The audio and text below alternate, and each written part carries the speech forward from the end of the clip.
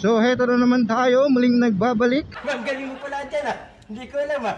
Ngayong araw meron na naman tayong trabaho. So kakauwi lang natin galing school, then diretso ulit sa trabaho. Ito na yung ating everyday routine. Bola lang yan.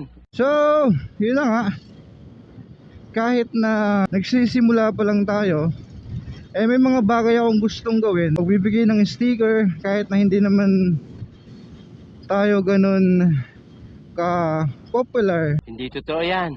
At merong ilan na nagtatanong kung hanggang kailan daw ba natin gagawin itong pagmumotovlog. Ano ba pakialam mo? So yun nga, sinabi ko rin doon sa ating pinakaunang video, Ulitin ko pa ba? ng ating dahilan kung bakit tayo nagmumotovlog.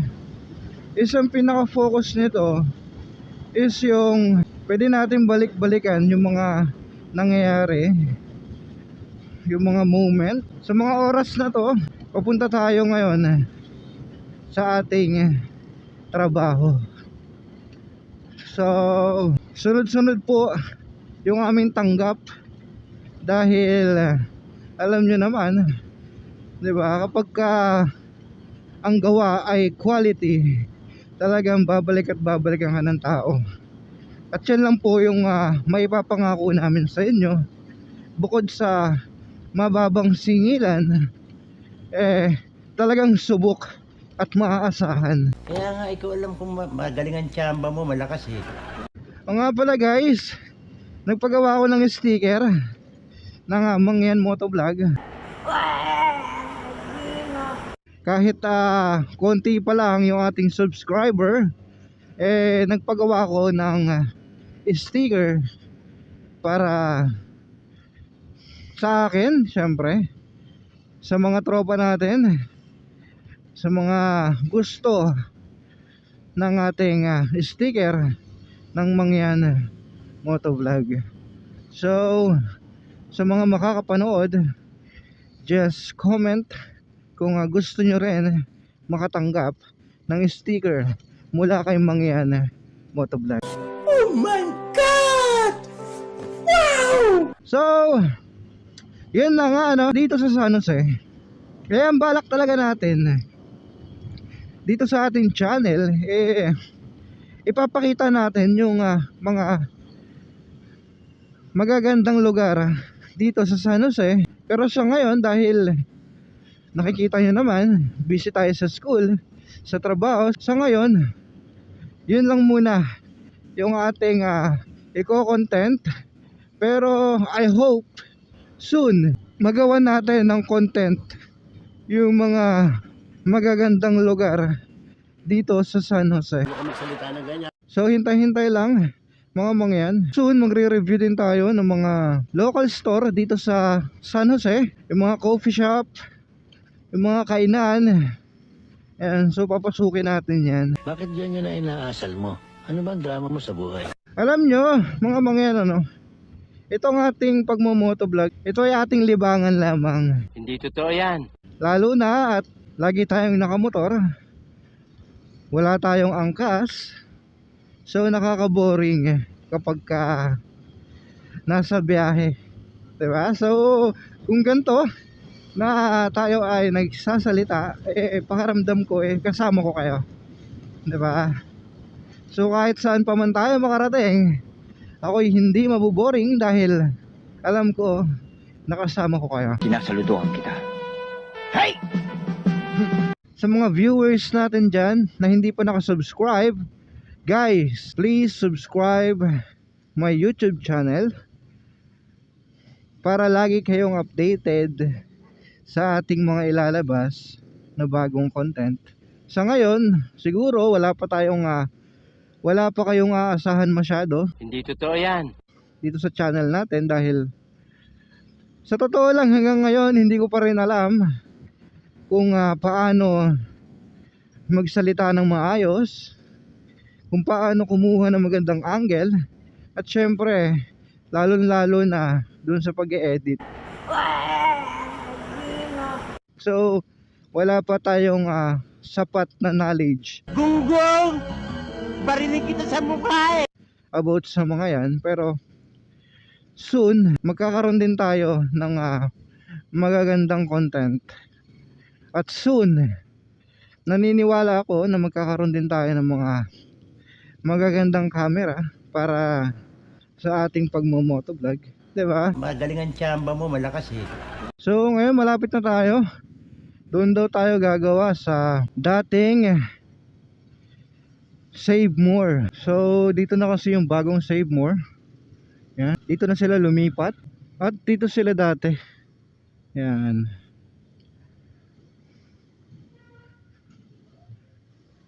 $2,000 later.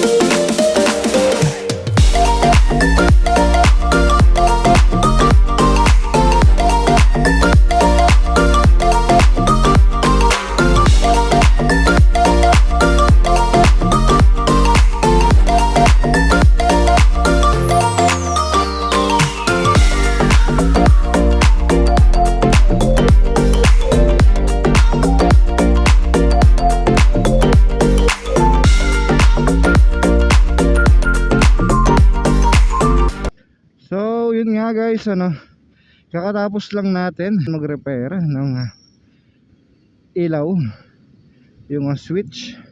So ngayon papunta tayo ng MMG. So kami nga pala maintenance ng MMG.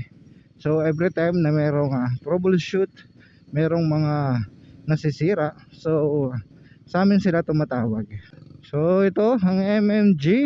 Hindi ko alam kung anong gagawin. Si tatay kasi yung pumunta kanina. A few moments later. So yun, hindi na tayo pumasok doon sa MMG dahil nagkaroon lang daw ng problema sa kanilang generator. Madaldal ka eh. O nga pala guys, doon sa mga walang idea kung saan merong murang bilihan ng gamit, pumunta lang kayo doon sa Edisel, doon sa harap mismo ng MMG, yung pinuntahan natin kanina. So bukod sa mura na yung kanilang gamit, makakasigurado tayo na standard Paano masabi? yung ating makukuhang materyales, dahil ang may-ari ng Edisel ay engineer dito sa Umeco. So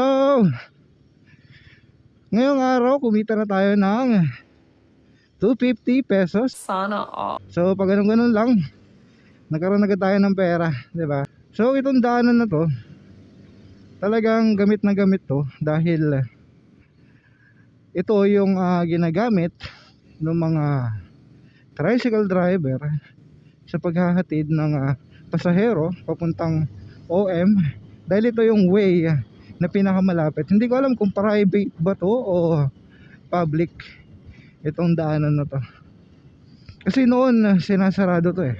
Kung ikaw ay taga Mindoro, San Jose, malamang kilala mo si Michael, di ba? So si Michael is ganun pa din. Kilala siya bilang Double B, yung baklang baliw.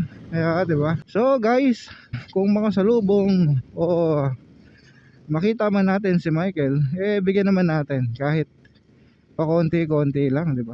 Ma'am, galing mo pala dyan Hindi ko alam So kung isa ka sa mga vlogger na nagsisimula pa lang, huwag kang matakot dahil walang bayad at wala silang pakialam sa kung anong gagawin mo.